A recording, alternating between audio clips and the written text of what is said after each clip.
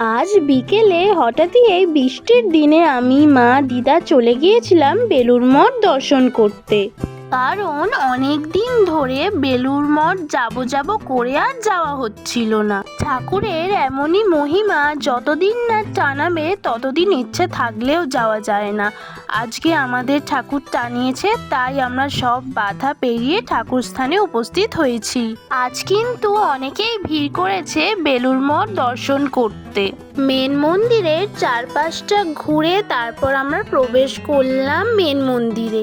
Main মন্দিরে দর্শন করার পর তারপর দেখে নিলাম বিবেকানন্দের ঘর, মা সারদা দেবীর মন্দির ও ব্রহ্মানন্দ মন্দির। বেলুড় মঠে এসে সত্যি মনটা খুব ভালো হয়ে গেল। এতটাই শান্ত, এতটাই মনোরম পরিবেশ যে কি বলবো। বিকেল গড়িয়ে যথারীতি সন্ধ্যা হলো। এবার কিন্তু মেন মন্দিরে আরতির পালা। মেন মন্দিরে 6:30 থেকে আরতি চালু হয়ে যায়, তাই আমরা গঙ্গার ধার ঘোরার পর মেন মন্দিরে প্রবেশ করলাম আরতি দেখার জন্য। খুব সুন্দর লাগছিল, কিন্তু একটা আলাদাই মনোরম পরিবেশ। আর এই গঙ্গার ধারে বসে ফ্যামিলির সাথে বেশ সময়টা ভালোই কাটলো। মেন মন্দিরটাও কিন্তু হলুদ লাইটে সুন্দর দেখতে লাগছিল এবং আমরা তারপর যথারীতি বাড়ি চলে এলাম।